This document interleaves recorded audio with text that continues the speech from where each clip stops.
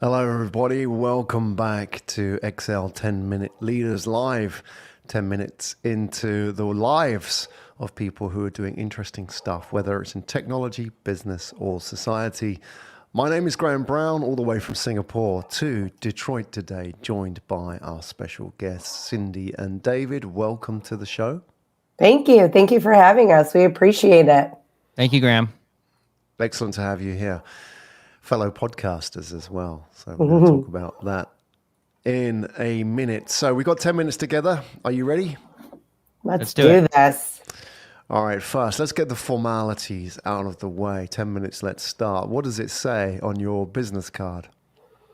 My business card says I'm the Chief Operating Officer. I'm in a wealth management firm, so been doing this for 30 years and climbed my way to that title.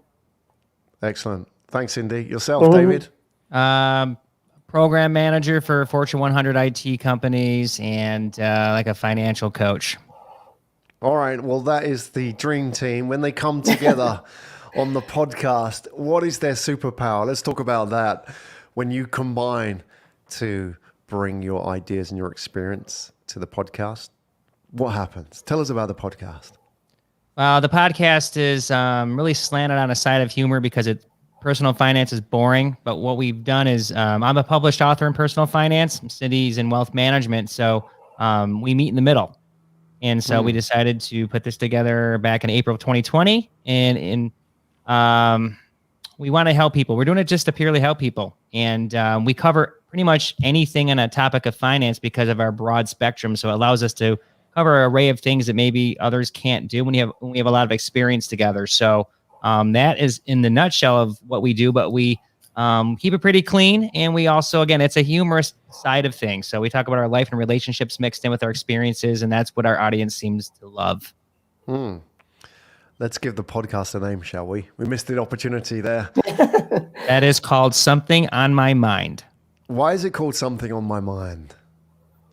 You know, it's funny. We threw around the title for months. I mean, in advance of going into this. And I think I just one day said, you know, I always have something on my mind. And I think our producers were around and said, that's it. That's the title. Doesn't necessarily say finance because, you know what, sometimes it's not finance related in the moment. We've had great interviews and but we always have something on our mind. All right, something to talk about. And how many episodes have you done now? We are on our 65th full length, and then each week we do a tip for 2 or 3 minutes. We're on our 28th coming up, so we're getting close to 100.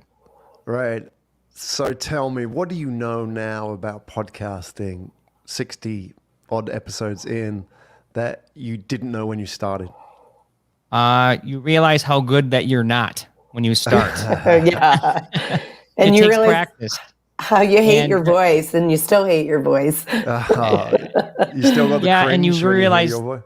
Yeah, right. No one likes their voice. But you learn the chemistry with each other, and it's actually built our relationship to be stronger. And you listen to your voice, your intonation, the way you speak to people, and you carry that in your relationship and in the world. But it's we paid up. You know, we have a nice studio we built. We paid for nice equipment. We didn't chintz on it. We kind of did it backwards. People start out and they don't have a whole lot of money to do that. We have the need or means to do that. So we're doing it backwards. We have everything first and then we build up to it. So we've just spent a lot of time learning. It's technically a business and it takes a lot of work, but we know from where we are, from where we were, we're a million miles better. How does it work with both of you, the chemistry side as well? Is one of you the I'm the funny one. You're the funny one.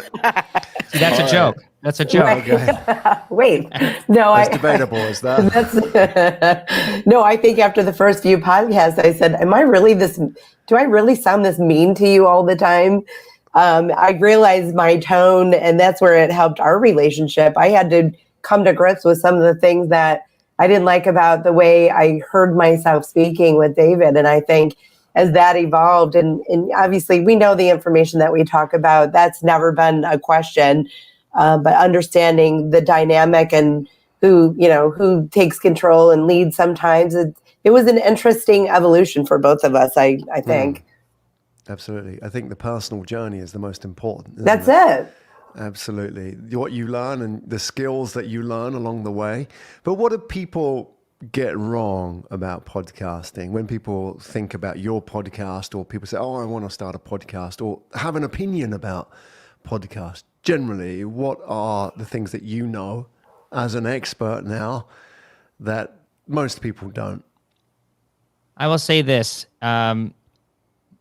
My numbers, they change all the time, but I look out there and there's well over 2 million podcasts now, and only about maybe a third of them are in existence where they post an episode within 90 days, which means they're probably not in existence. So that tells you something. I think most people, they get into it thinking because anybody can do it and put something out. And I love the fact that anybody can, but when you have more availability, it also creates a lot of misunderstanding of what it takes to actually put a show on. I got a great appreciation for it more than Cindy because I was doing all the producing at first.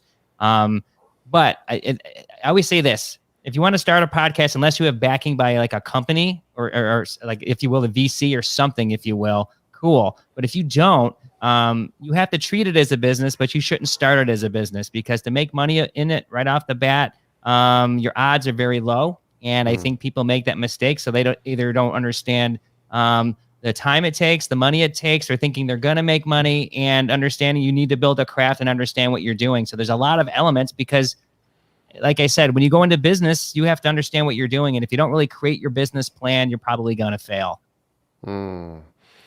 It's a lot harder than it looks or it sounds, right? Well, and if you have day jobs, you have to work in your day job and the evening times. And we've often, not been able to go out on a Friday or a Saturday night and socialize with people because we get to the end of the week and, maybe Monday through Friday, we didn't feel like doing it or we weren't on the schedule that we are now. So we've evolved in the process, the organization and the time that it takes. It's a lot of time.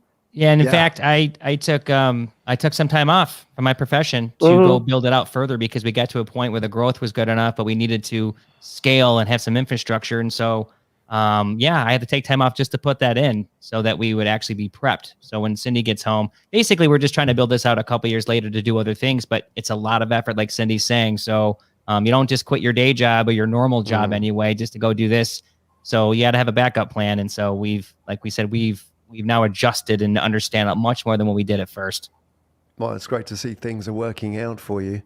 I'm going to give you this last question, which I know I don't want you arguing about this on air, being mean to each other. So please come to some sort of conclusion about this. I'm going to give you the choice. We're going to create the ultimate podcast in heaven. You've got 3 guests. So we've got David and Cindy, obviously, in the chair. You've got 3 more guests for this podcast. Oh. For the ultimate podcast in heaven, so that you can have people who are alive or dead. Who would you love to have? And the reason I want to ask you this question is because now you've had guests on your show. Now you've done podcasts. You have a good idea what makes a good guest and what doesn't as well. Who would you fill those 3 seats with? Let's go. I'll take one and you can take 2, David.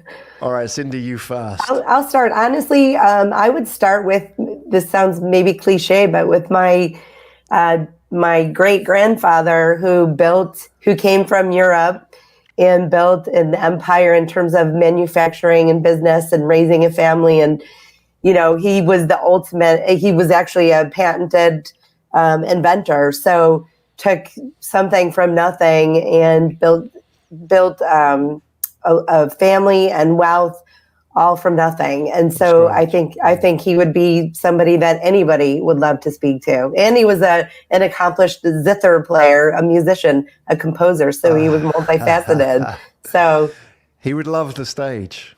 He would love the stage. Got some stories to tell. Absolutely. Right. Great grandfather. That's a good start. So actually, I just saw my grandfather for the first time in 10 years, and he's 96. Like, we reconnected. Wow. So it's ironic you said that today, Cindy. So I have a lot to tell her. I would say this is an interesting one, I think, is D.B. Cooper. So he's the guy who hijacked the plane in the 70s, right? And they never really did find him, and the money was scattered, and you always kind of want to think that he made it through. Or you could even throw in the guys from Alcatraz.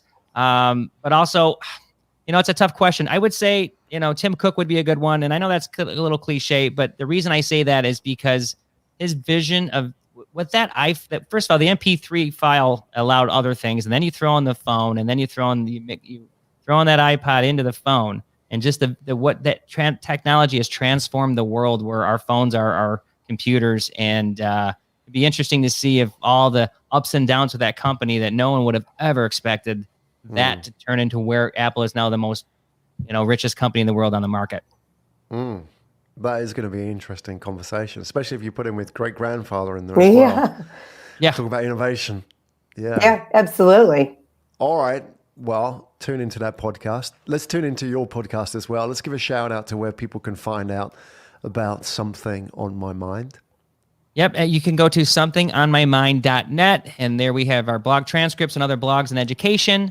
We constantly update that, and you can find us on any platform pretty much that streams podcast, and you can find us on all social media, including Instagram or TikTok at somm.podcast. Fantastic. That is David and Cindy, everybody, the co-hosts of Something on My Mind. Go and find out a little bit more about their story, as well as tune into the podcast at all those links provided. Folks, David and Cindy, thank you for being wonderful guests today. Thank you.